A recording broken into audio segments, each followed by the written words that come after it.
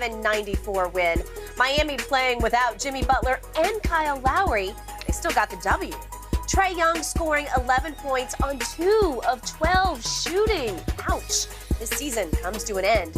Shannon, I'm scared to ask this. Do you now agree with Skip that Trae is overrated? No, he's not overrated. He didn't have a good series. There's no question about that. You get a game like from DeAndre Hunter like you got last night. Trae played better. They win these games. I think a game 2, Bogdanovich goes for 29. If Trae plays better in that game, they possibly win that game.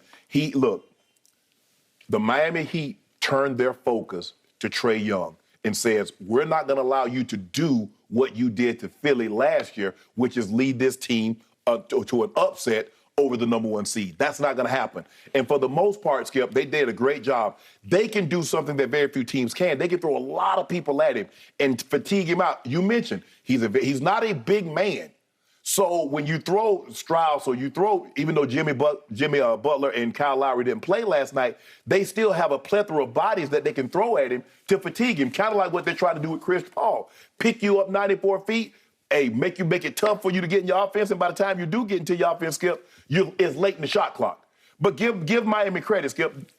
They're the one team was in the play-in. They had to win 2 games. And in those 2 games against Charlotte, he was 24-11, and then he goes on the road to Cleveland, and he goes 38-9. So one series does not change, in my opinion, unless how much credit were you giving him last year for getting his team to the Eastern Conference Finals? I don't think he's overrated, because if you think he's overrated because they only won 1 game, I hate to see what you think about the other guy that got swept. I hate to see what you think about him. I hate to see what you think about him. Somebody's trying to change the subject because somebody's got no ammo left. No, Skip. Did we not just watch him last year? Average 29-10 and beat the Knicks. We just watched him go 29-11 and beat the Sixers. In the first game against the Milwaukee Bucks, the team that eventually won the championship, he goes 48-11. And so now after 1 series, we're going to just throw all of that away. And he was an all-star this year, and he averaged 28, and he averaged 9 assists. So after 1 series, we're going to say, Trae Young's overrated now. And Atlanta was the 9 seed this year. Yes. Is that not underachievement, under expectations? They was in the play-in? Is he one of the most skilled players that we've ever seen? Is he arguably a transcendent player? I need to get you on record. We're not talking about Kadun. Okay. That's all I want to hear you say. We're talking about Trae Young, and I will preface my remarks by saying I like Trae Young off the court. He does not like me, and I don't care. He has called me lame, and I'm going to call this series from him lame and lamer, because that's what it got to be. I'm sorry, back to the Phillies series last year. In Game 7, he shot 5 of 23 because Ben Simmons just said, I'll just take him out of the game, and he did. It wasn't a Trae Young game. It was everybody else, and in the end, it was a Ben Simmons won't shoot free throws game. But still, in 7 games, Skip, he averaged 29 and 11. Okay. My problem is he's just too little. And when I say overrated, it's because everybody else is rating him on the superstar level. You've drawn it back to just he's a star. Skip, when somebody has a great game, he's superstar, super. No! There's levels to stardom, and then you got that elite, that KD, that LeBron.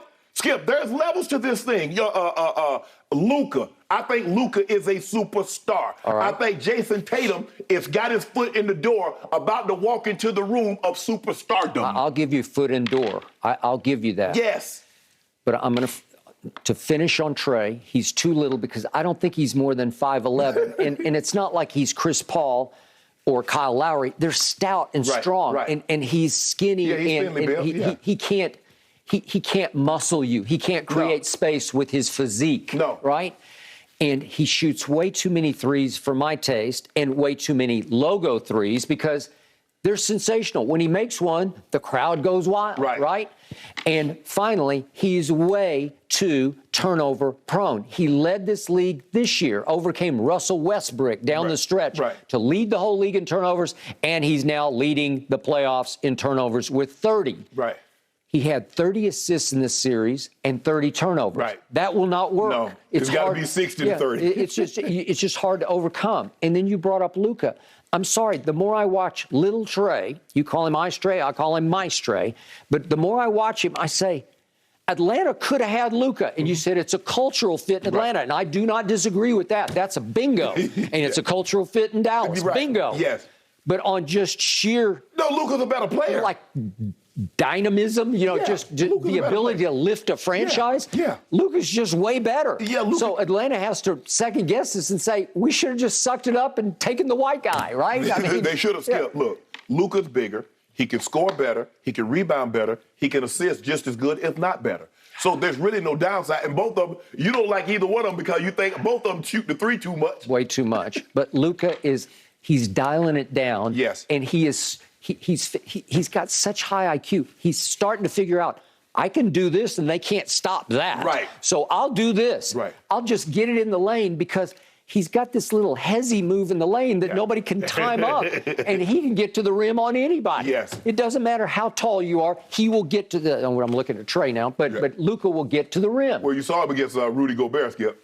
He's like going at Rudy Gobert. He tried to dunk on Whiteside. Yeah. He's like, yeah, hey, I belong here. And obviously, if he can get in your lane anytime he so desires, then he'll pick your defense to shreds, because if you give him those three-point snipers, and they got a bunch of them, because Brunson usually just goes along for the ride, and then when Luka was out, he had to just take over and drive the train. But if they have three-point snipers, they will just shoot you right out of the gym because they're going to get open looks like crazy. So back to Trae, for this series, he shoots 32% from the floor. It's just horrendous. He's 22 of 69, that's 37 missed shots in just 5 games. But here's the killer. From 3, he's 7 for 38. That's 18%. Yeah, that wasn't good enough. It's just, come on, 7 for 38. And then you go 30 and 30 with turnovers to assists. And it adds up to, you had one flash down the stretch of game 3 at home when he finally, he was shooting it poorly, but he finally made a logo 3. That ignited the crowd. And then on the game winner, he got downhill on PJ and took him right into the lane and shot his little running floater and got it up, and it bounced all around the rim, and he got some friendly bounces, and it fell. Well, okay, I give you that. And I do think Trae's got a clutchness to him. In fact, I'll give you this.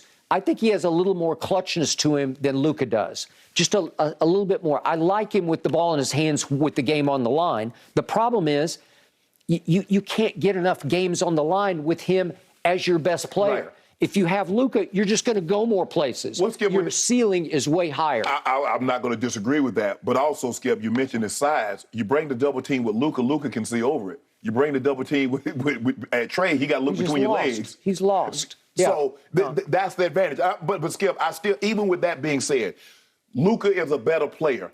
Luka is a superstar. But to say Luka is a superstar doesn't mean that Trae Young is overrated. For the simple fact, Skip, nobody thought they would. I thought they would win in one game. And I told you, I said, Skip, they're going to win one game back in Atlanta. It used to be the Highlight Factory. They call it State Farm Arena. But he'll get one game. That's all you could ask for because they was in the play-in tournament. It wasn't like, the difference is the Nets, Skip, although they were in the play-in, people picked the betting favorite in that series were the Nets. Nobody picked Atlanta to win more than a game off the Miami Heat because of these depths. Strus can guard him. P.J. Tucker can guard him. Vincent can guard him. All these, Caleb Martin can guard him.